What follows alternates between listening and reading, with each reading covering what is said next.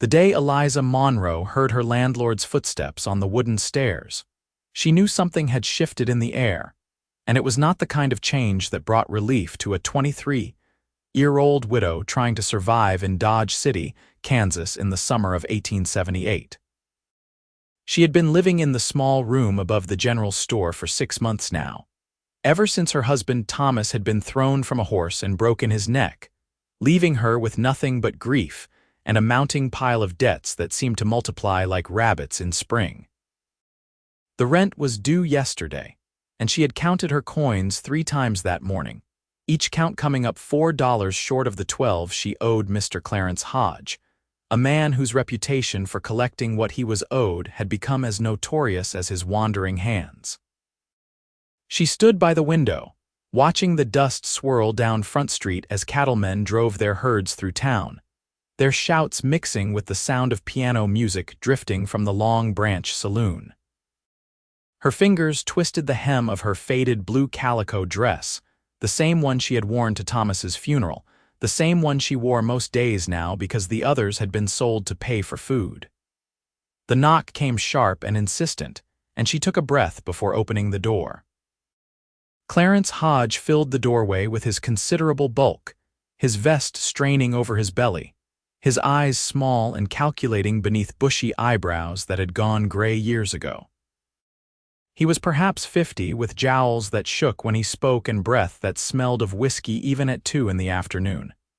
"Mrs. Monroe," he said, his voice syrupy with false politeness, "I believe we have business to discuss. Mr. Hodge," Eliza replied, keeping her voice steady even as her heart hammered against her ribs.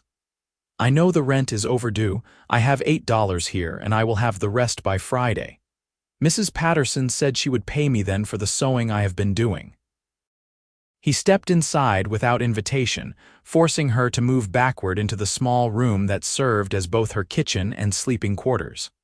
The space suddenly felt impossibly tiny with him in it, the walls pressing close. $8, he repeated, pulling the door closed behind him. The click of the latch sounded final, ominous.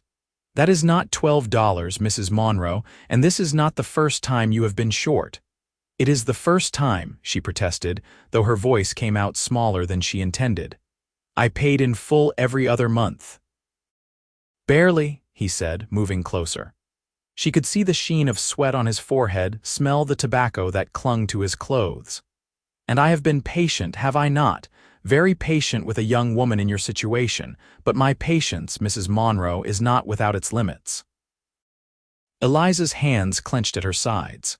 "I will have the money Friday, I give you my word." Hodge smiled, but there was nothing kind in it. "Your word. And what is the word of a widow worth in this town? You have no family, no protection, no husband to speak for you."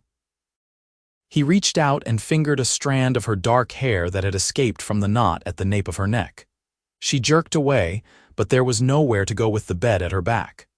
"But perhaps we can come to an arrangement, you and I. Perhaps there are other ways you could show your appreciation for my understanding nature." The implication hung in the air like smoke, thick and choking.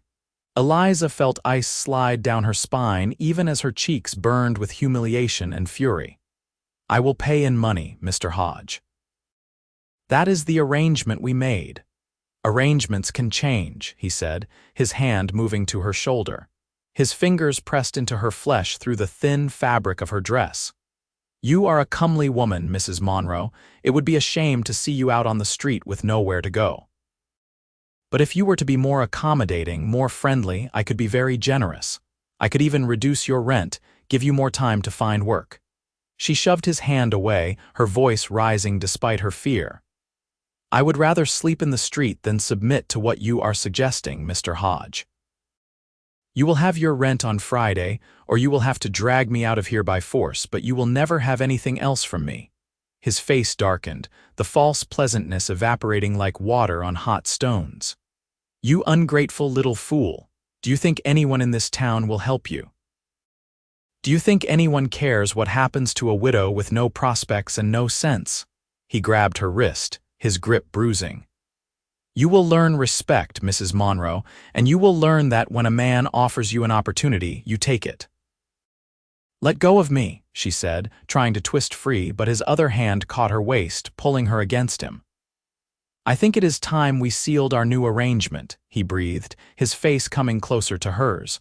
The door burst open with a crash that made them both freeze. A man stood in the doorway, tall and lean, with shoulders that seemed to block out the afternoon sun streaming through the window behind him. He wore dusty traveling clothes, a worn leather vest over a dark shirt, and a gun belt that sat low on his hips with the ease of long familiarity. His face was shadowed by the brim of his hat, but Eliza could see the hard line of his jaw and the way his hand had moved instinctively to rest on the grip of his revolver. "The lady asked you to let go," the stranger said, his voice quiet but carrying a weight that made it impossible to ignore. It was not a request. Hodge released Eliza so quickly she stumbled, catching herself against the bedpost. The landlord's face had gone from red to pale, his eyes darting between the woman and the newcomer. "This is private business," he blustered, trying to recover his bluster. "Between me and my tenant, you have no right to interfere." The stranger stepped fully into the room, and Eliza could see him clearly now. He was perhaps 27 or 28, with dark hair that needed cutting and eyes the color of storm clouds, gray and intense. There was a scar along his jaw, faint but visible, and his face had the weathered look of a man who spent his life outdoors. He was handsome in a rugged way, but it was the steadiness in his gaze that caught her attention, the sense that here was someone who did not flinch from what needed doing. "Private business," the man repeated, his tone making it clear what he thought of that claim. "I heard the lady refuse you. I heard her tell you to let go. That makes it my business, same as it would be any decent man's business. Who the hell are you?" Hodge demanded, though he had taken a step backward toward the door. "Name is Cole Brennan," the stranger said. "I just rode in from Texas, looking for work at one of the ranches hereabouts. I was walking past when I heard raised voices, and I decided to see if there was trouble." "There is no trouble," Hodge said quickly. "Just a misunderstanding. Mrs. Monroe and I were discussing her overdue rent." "Looked like more than discussion," Cole said flatly. He turned to Eliza, his expression softening slightly. "Ma'am, are you all right?" she nodded, not trusting her voice. Her wrist still ached where Hodge had grabbed her, and she could feel herself shaking now that the immediate danger had passed. Cole looked back at Hodge, and his voice went cold. "I think you should leave. Now, this is my property," Hodge protested, but he was already moving toward the door. "I have every right to collect what is owed to me." "Then you can collect it proper, through legal means, not by forcing yourself on a woman alone," Cole said. "And if I hear of you coming around here again making demands that have nothing to do with rent money, we are going to have a problem." "A serious problem. Do you understand me?" Hodge's jaw worked, his hands clenching into fists, but he was no fool. The man before him was younger, taller, and wore his gun with the confidence of someone who knew how to use it. "You cannot watch her every hour of every day," he muttered. "Maybe not," Cole agreed. "But I can make sure the marshal knows what kind of man you are. I can make sure every decent person in this town hears how you tried to extort favors from a widow for rent payment. How do you think that will sit with the good people of Dodge City, Mr. Hodge? How do you think it will affect your business?" The landlord's face went mottled with rage, but he had nothing to say to that. He pushed past Cole and out the door, his boots heavy on the stairs. They could hear him cursing as he descended, the sound gradually fading as he reached the street below. Eliza let out a breath she had not known she was holding, her legs suddenly weak. She sat down hard on the bed, her hands trembling in her lap. "Thank you," she managed. "I do not know what would have happened if you had not come." Cole removed his hat, running a hand through his hair. "I am sorry I did not come sooner. I should have broken that door down the moment I realized what was happening." He looked troubled, angry at himself. "Are you hurt? Did he harm you?" "No," she said, though her wrist was already darkening with the promise of bruises. "Just frightened." He has never been so bold before, never so direct. "Men like that grow bolder when they think no one is watching," Cole said. He pulled the room's single chair closer and sat down, keeping a respectful distance. I meant what I said to him. He should not come back. But just in case, maybe we should let the marshal know what happened. Eliza shook her head quickly. The marshal is friends with Mr. Hodge. They drink together at the Long Branch. He would not believe me over him, and even if he did, what could he do? I owe the rent. I am $4 short. Hodge has every right to evict me. He does not have the right to lay hands on you, Cole said firmly. That is assault, pure and simple. It is my word against his, Eliza said quietly, and I am nobody, just a widow trying to survive. He owns half the buildings on this street. Who do you think people will believe? Cole was silent for a moment, studying her with those steady gray eyes. What is your name? He asked finally. Eliza Monroe, she replied. Mrs. Eliza Monroe, though the Mrs. part does not count for much anymore. How long have you been a widow? 6 months. My husband Thomas broke his neck in a fall. It was quick at least. He did not suffer. She said it mechanically, the words she had repeated so many times they had lost their meaning. But saying them now, to this stranger who had just saved her from something terrible, brought the grief rushing back fresh and sharp. I am sorry, Cole said, and the simple sincerity in his voice made her eyes sting with tears she refused to shed. That is a hard thing to bear alone. Everyone in this town is bearing something, Eliza said, straightening her shoulders. I am no different from anyone else. You should not have to bear men like Hodge, Cole said. How short are you on the rent? $4, but I will have it Friday. I have been doing sewing for Mrs. Patterson, and she promised to pay me then. I can give Mr. Hodge the $12 he is owed, and then he will have no reason to bother me again. Even as she said it, she knew it was not true. Men like Hodge did not need reasons. Cole reached into his vest pocket and pulled out a small leather purse. He counted out 4 silver dollars and held them out to her. Take this, pay him what you owe, and then you will be square. Eliza stared at the coins, then at him. I cannot take your money. I do not even know you. You know I am someone who does not like seeing women threatened, Cole said. And you know I have $4 I can spare. Take it, Mrs. Monroe. Pay your rent. You can pay me back when Mrs. Patterson pays you if it makes you feel better about it. It would take me more than 1 week to pay you back, Eliza said, though she was staring at the coins with an intensity that betrayed how desperately she needed them. I still have to eat, still have to buy supplies. Then pay me back in meals, Cole suggested. I am new to town, staying at the boarding house down the street, and the food there is barely fit for hogs. You cook dinner for me a few times, and we will call it even. It was charity disguised as barter, and they both knew it, but Eliza's pride was a luxury she could not afford. She reached out slowly and took the coins, closing her fist around them. They were warm from being in his pocket, solid and real. Thank you, Mr. Brennan. I will pay you back, I promise. Cole, he said, and I know you will. You have an honest face. She surprised herself by smiling just a little.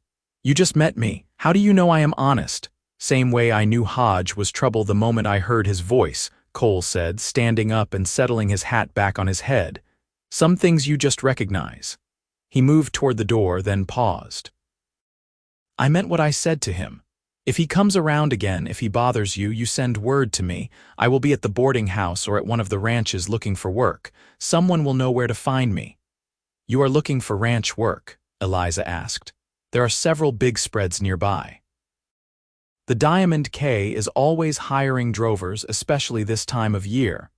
I will try there, Cole said. Thank you for the information.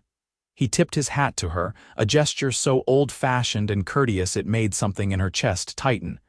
Good afternoon, Mrs. Monroe. I hope the rest of your day is more peaceful. Then he was gone, his boots echoing down the stairs, leaving Eliza alone in her small room with 4 silver dollars clutched in her hand, and the lingering sense that her life had just changed in ways she could not yet understand. She waited an hour before going downstairs to the general store below, where Hodge kept an office in the back. She half expected him to refuse the money to make some new demand, but he took the $12 without a word, his face set in angry lines. He wrote her a receipt in silence, shoving the paper across the desk at her. "You made a mistake today," he said as she turned to leave. "That cowboy will not always be around to protect you." "Then I will protect myself," Eliza said, meeting his gaze squarely. "And if you ever lay a hand on me again, I will make sure every woman in this town knows what kind of man you are. I may be nobody, Mr. Hodge, but the women in Dodge City talk to each other. We remember." She walked out before he could respond, her heart pounding but her head high. It was a small victory, but it felt immense. That evening, she used the last of her flour and the bit of salt pork she had been saving to make a stew, adding wild onions she had gathered from the creek bed and herbs from the small garden behind the building. It was not much, but it smelled good, and it was more than she usually allowed herself. She told herself it was to celebrate being current on her rent, but she knew it was more than that. It was because a stranger had helped her when no one else would, and that kindness felt like something worth marking. She ate alone at her small table, watching the sun set through the window, painting the sky in shades of orange and pink. Somewhere out there, Cole Brennan was settling into his boarding house room, probably hungry and tired from his journey. She wondered what had brought him to Dodge City, what he was running from or searching for. Texas was a long way to travel just for ranch work. The next morning, she woke early and went to Mrs. Patterson's house on the edge of town. The older woman was delighted with the dresses Eliza had altered, the seams taken in perfectly, the hems neat and straight. She paid her $5, more than Eliza had expected, and promised to recommend her to other ladies who needed sewing done. "You have a gift with a needle," Mrs. Patterson said, handing over the coins. "My daughter in Wichita could use someone with your skills. I could write to her if you would be interested in relocating." Eliza thanked her but demurred. Wichita felt impossibly far away, and despite everything, Dodge City was the last place she had been happy with Thomas. Leaving felt like abandoning his memory, even though she knew that was foolish. She spent the afternoon cleaning her room and washing her few clothes in the basin, hanging them to dry in the sun. She was beating dust from her blanket when she saw Cole walking up the street, leading a bay horse by the reins. He had cleaned up since yesterday, his face shaved smooth, his shirt different though still worn and practical. He saw her and smiled, raising a hand in greeting. "Mrs. Monroe," he called up. "I got the job at the Diamond K start tomorrow." She leaned over the railing, unable to stop her own smile. "That is wonderful. They are a good outfit, I hear, fair pay and decent treatment." "That is what the foreman said," Cole agreed.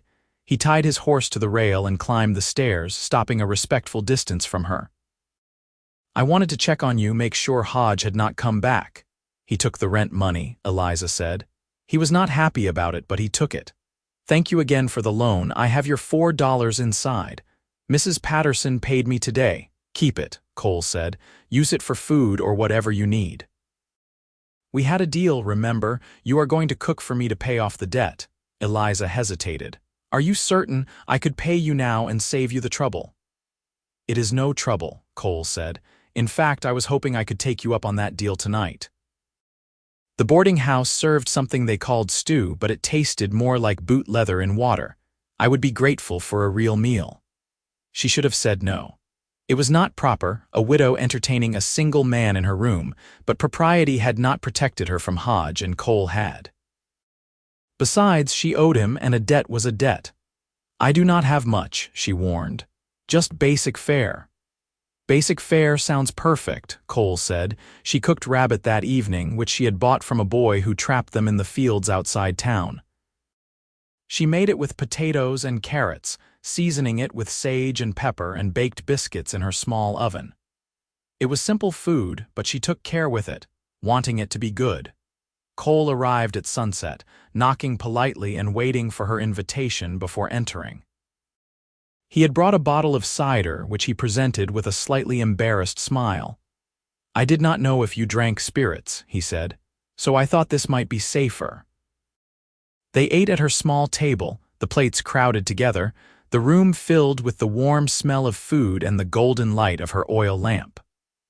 Cole ate with obvious enjoyment, complimenting every dish, and Eliza found herself relaxing in his presence.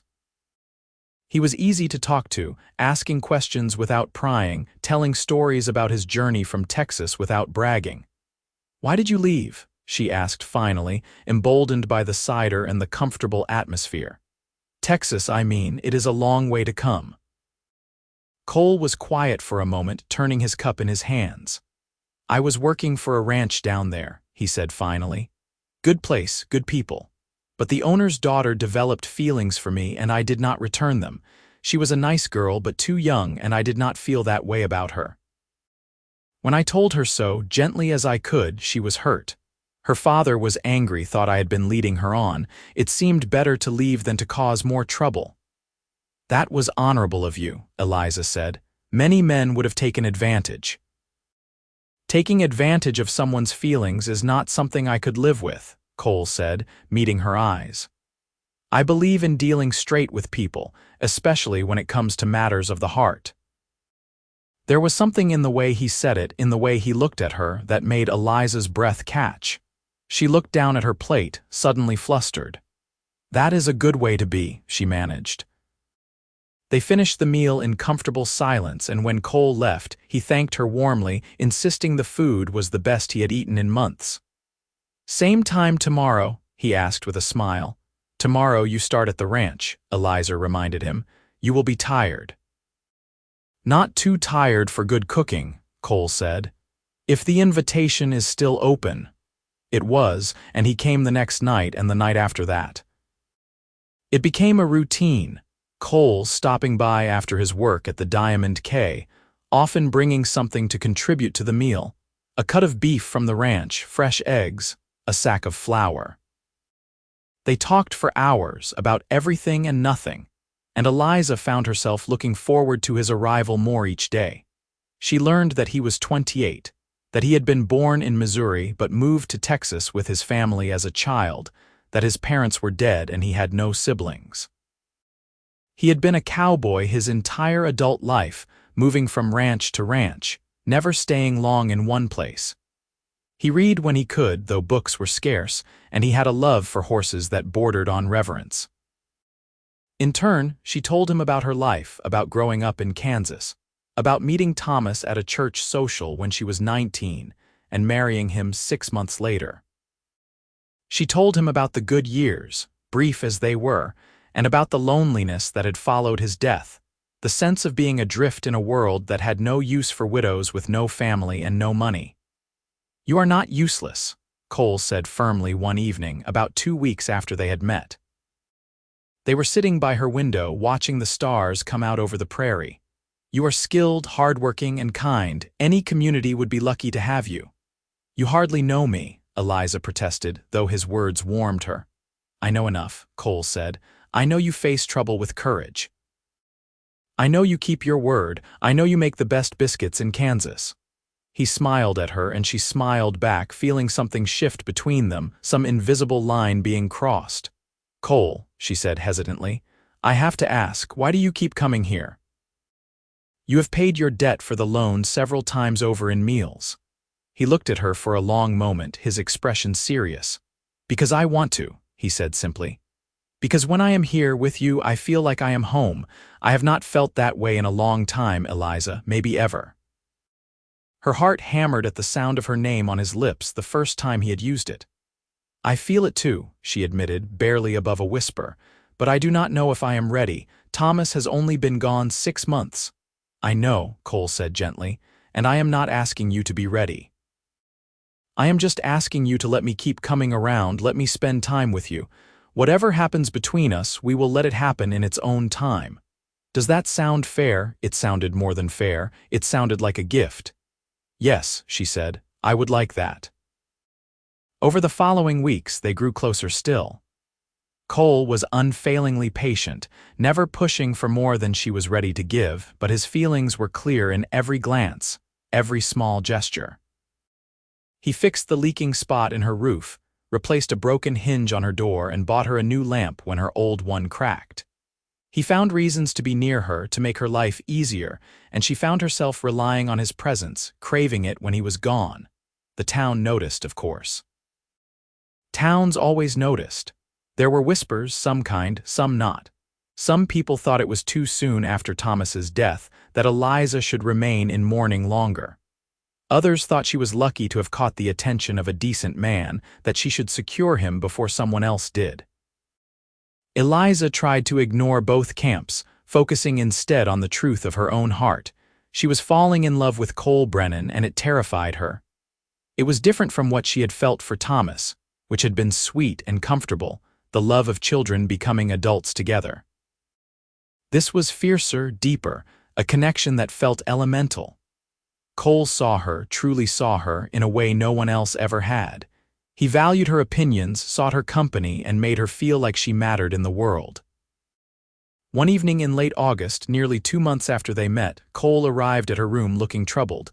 Eliza knew immediately something was wrong. "What happened?" she asked, ushering him inside. "Hodge," Cole said, his jaw tight. "I saw him today near the ranch. He was talking to some men, and when he saw me, he made comments, threats, thinly disguised. Said I should watch myself riding home after dark, that accidents happen on the prairie." Fear clutched at Eliza's chest. "He is trying to scare you away from me." "I am not going anywhere," Cole said firmly, "but I do not like the idea of him making threats or of you being here alone where he can get to you." He ran a hand through his hair, clearly wrestling with something. "Eliza, I know this is fast. I know we have not known each other long. But I need to say something, and I need you to hear me out." She nodded, her mouth dry. "I love you," Cole said, the words simple and direct. "I have loved you since the day I walked through that door and saw you standing up to Hodge, maybe even before that, from the moment I heard you tell him no. You are the strongest, bravest woman I have ever met, and I want to spend my life with you if you will have me." Eliza felt tears spring to her eyes. "Cole, let me finish," he said gently. "I am asking you to marry me. Not because I want to rush you, and not because I think you need protecting, though God knows I want to protect you. I am asking because I cannot imagine my future without you in it. I want to wake up next to you every morning and come home to you every night. I want to build a life with you, here in Kansas or anywhere else you want to go. I do not have much, but I have steady work and I can provide for you. I will spend every day trying to make you happy, trying to deserve you." She was crying openly now, but they were not tears of sadness. "I love you too," she said, her voice breaking. "I have been so afraid to admit it, afraid it was too soon, afraid of what people would say. But I do love you, Cole. I love you so much it scares me." He crossed to her in 2 strides, pulling her into his arms, and she buried her face in his chest, feeling his heart beating strong and steady against her cheek. "Then marry me," he murmured into her hair. "Marry me, and we will face down Hodge and anyone else who tries to hurt you. We will face the world together." She pulled back just enough to look up at him, this man who had changed everything. "Yes," she said. "Yes, I will marry you." He kissed her then, and it was nothing like the chaste kisses she had shared with Thomas. It was fire and promise, years of loneliness meeting and burning away in the presence of something real and true. When they finally broke apart, both breathless, Cole rested his forehead against hers. "Soon," he said. "Let us marry soon. I do not want to wait." "Neither do I," Eliza agreed. "But there are things to arrange, things to do." "We will do them together," Cole said. "Starting tomorrow." They were married 3 weeks later in the small church on the edge of Dodge City, with Mrs. Patterson and her husband standing as witnesses. Eliza wore a new dress, pale yellow with white lace, which Cole had insisted on buying despite her protests. He wore a new suit, dark and well-fitted, and when he saw her walking down the aisle toward him, the look on his face made her feel like the most beautiful woman in the world. The ceremony was simple, the vows traditional, but when Cole slipped the gold band onto her finger, Eliza felt like she was being reborn. The frightened widow who had faced down Hodge was gone, replaced by a woman who knew her worth, who had chosen love even when it seemed impossible. Hodge did not attend, of course, but Eliza saw him watching from across the street as they left the church, his face twisted with anger and something that might have been envy. Cole saw him too, and he pulled Eliza close, his arm around her waist in a gesture that was both protective and possessive. "He cannot hurt us now," Eliza said softly. "He never could," Cole replied. "Not the part that matters." They moved into a small house on the outskirts of town, which they rented from a farmer who was moving his family to Colorado. It had 2 rooms and a kitchen, a well in the yard, and a barn that could house Cole's horse and the mare he bought for Eliza. It was not much, but it was theirs, and Eliza set about making it a home with the same determination she had applied to surviving alone. Cole continued working at the Diamond K, rising early and returning at sunset, and Eliza built her sewing business, taking in work from women throughout Dodge City and the surrounding ranches. The money was not plentiful, but it was enough, and more importantly, they had each other. True to his unspoken promise, Hodge stayed away. Whether it was fear of Cole, shame at having his behavior exposed, or simple acknowledgement that he had lost, he made no further attempts to contact Eliza. She saw him occasionally in town, but he always looked away, and eventually she stopped noticing him at all. He had become irrelevant, a shadow from a past life. The first winter was hard, as Kansas winters always were, but they kept each other warm. Cole taught Eliza to ride properly, and on Sunday afternoons they would take the horses out onto the prairie, racing across the frozen ground with the wind in their faces. She taught him to cook more than just trail food, and they spent long evenings in their kitchen, flour on their hands and laughter in the air. In February, Eliza realized she was pregnant. She told Cole over dinner, watching nervously for his reaction. His face went through a series of emotions, shock, wonder, joy, before he let out a whoop and swept her up in his arms, spinning her around until she was dizzy and laughing and begging him to put her down. "A baby," he kept saying, his hand on her still flat stomach. "We are going to have a baby." "Are you happy?" she asked, though the answer was obvious. "Happy does not even begin to cover it," Cole said, his eyes bright. "You have made me the luckiest man alive, Eliza Brennan." Their son was born in October of 1879, a healthy boy with dark hair like his father and his mother's green eyes. They named him Thomas after Eliza's first husband because Cole insisted that the man deserved to be remembered. "He was part of making you who you are," he said when Eliza protested that it might bother him. "I can honor that." Watching Cole hold their son for the first time, his large hands so gentle, his face full of awe, Eliza felt a completeness she had never known existed. This was her family, built from the ashes of loss and the courage to try again. The years that followed were good ones. Cole was promoted to foreman at the Diamond K, which came with better pay and a house on ranch property. They moved there when Thomas was 2, into a solid wood structure with glass windows and a porch that looked out over miles of grassland. Eliza continued her sewing, but she also began helping with the ranch accounts, discovering she had a talent for numbers and organization. They had 2 more children, a daughter named Sarah, born in 1882, and another son, James, who arrived in 1884. The house filled with noise and laughter, with muddy boots and scraped knees and bedtime stories. Cole was a devoted father, patient and playful, teaching the children to ride and rope and treat animals with kindness. On quiet nights after the children were asleep, Cole and Eliza would sit on their porch, watching the stars and holding hands like courting youngsters.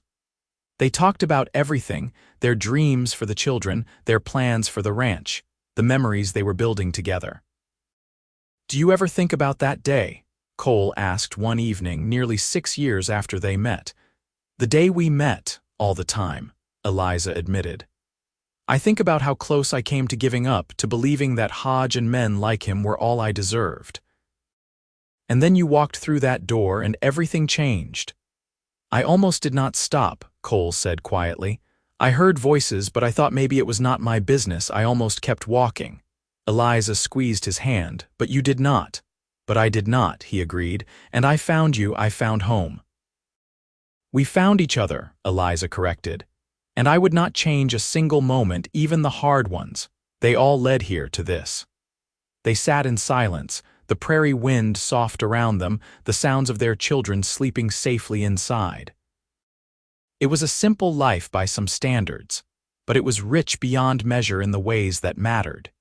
Years later, when the children were grown and starting families of their own, Cole and Eliza would tell them the story of how they met.